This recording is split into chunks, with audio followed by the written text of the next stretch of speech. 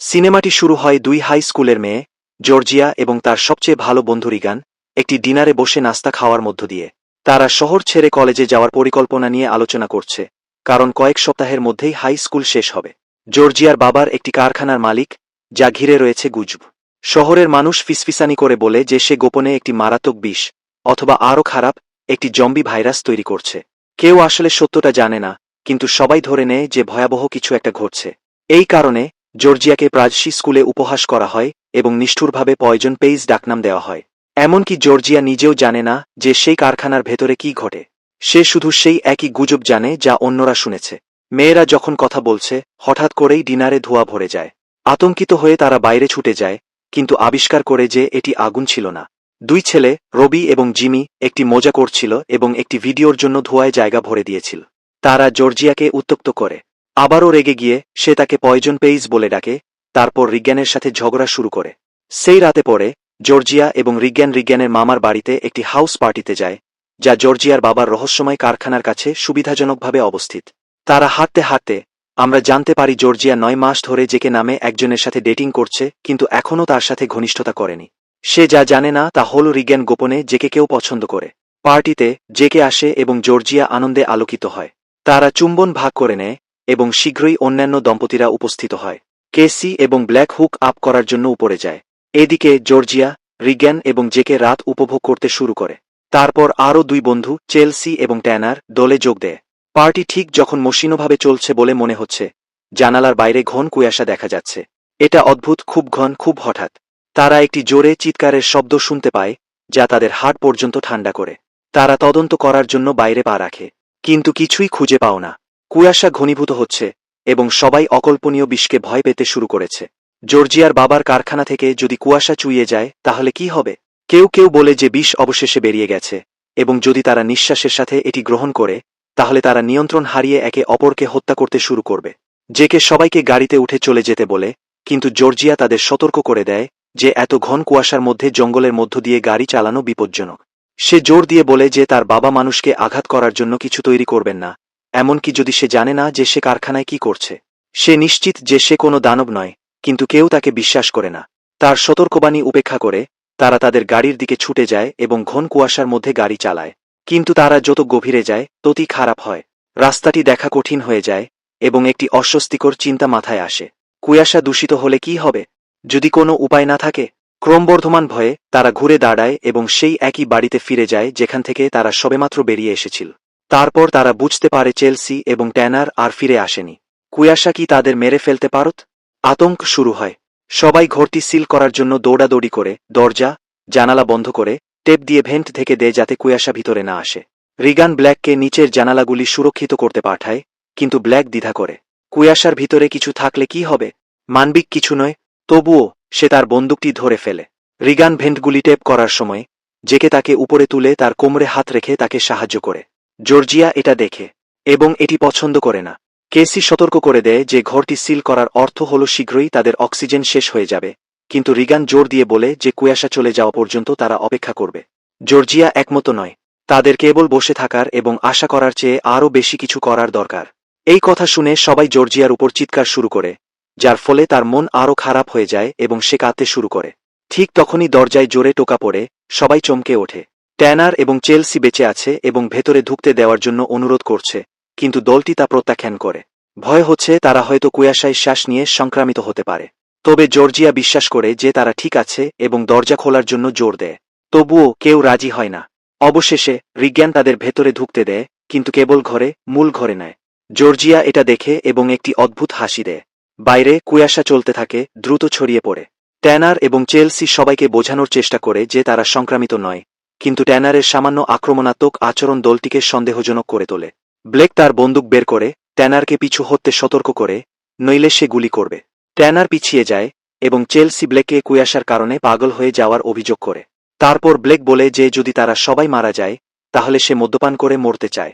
অবাক করার মতো বিষয় হল, জেকে জর্জিয়াকে তার সাথে রুমে আসতে এবং শেষবারের মতো ঘনিষ্ঠ হতে বলে। জর্জিয়া এই পরিস্থিতিতে এমন কথা বলতে বিরক্ত, কিন্তু তার ভয়ের বিষয় হল কেসি এবং ব্লেক জেকে এর ধারণাকে সমর্থন করে এবং এমনকি তাকে চাপ দেয়। এমনকি রিজ্ঞানও তাদের পক্ষ নেয়, জর্জিয়াকে কেবল এটি মেনে নিতে বলে।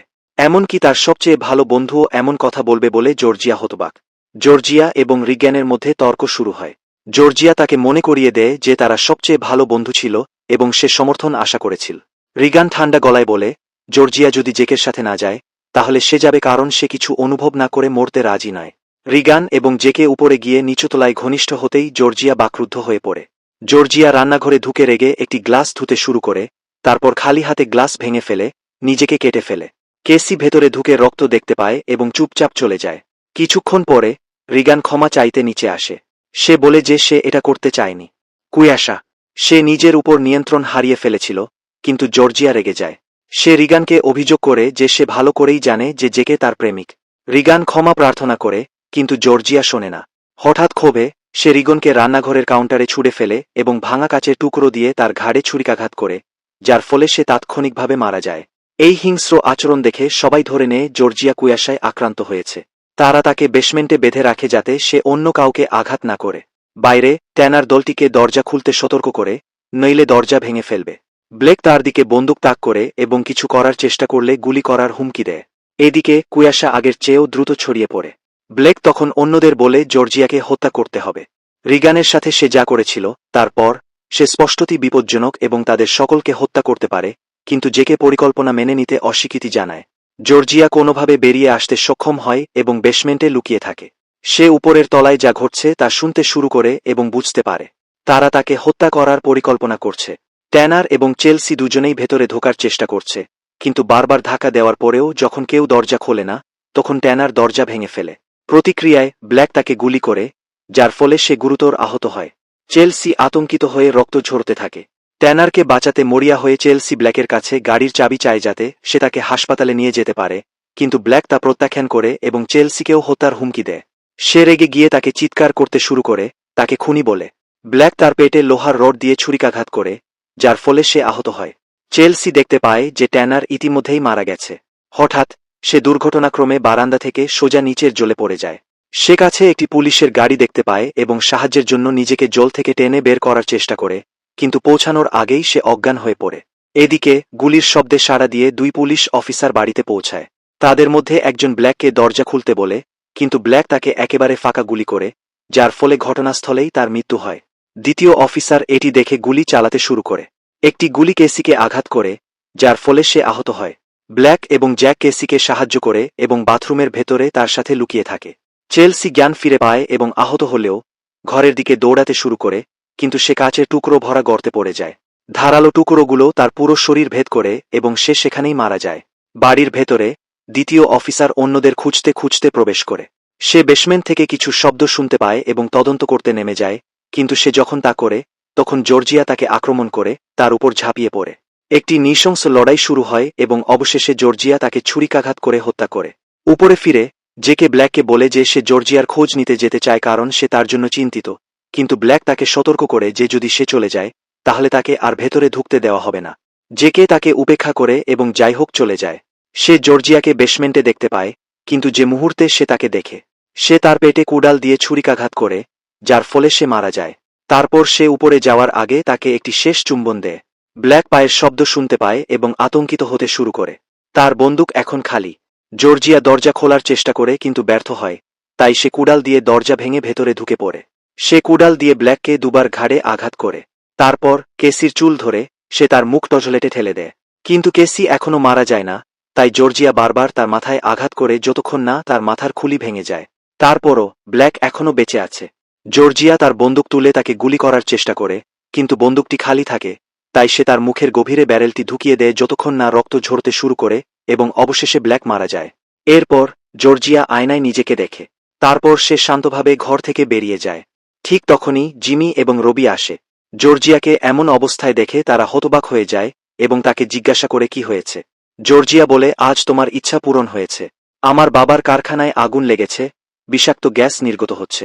সবাই পাগল হয়ে গেছে, আর সেই কারণেই আমি আমার সব বন্ধুদের মেরে ফেলেছি। জিমি এবং রবি হতবাক হয়ে যায় এবং তৎক্ষণাৎ ক্ষমা চায়। তারা স্বীকার করে যে কুয়াশা এবং সাইরেন কেবল একটি মজা ছিল। তারা কখনো কল্পনাও করেনি যে এর পরিণতি এত গুরুতর হবে। তারা কল্পনাও করেনি যে এর ফলে এত মৃত্যু হবে। জর্জিয়া হতবাক। রাগে তার মুখ শক্ত হয়ে যায়।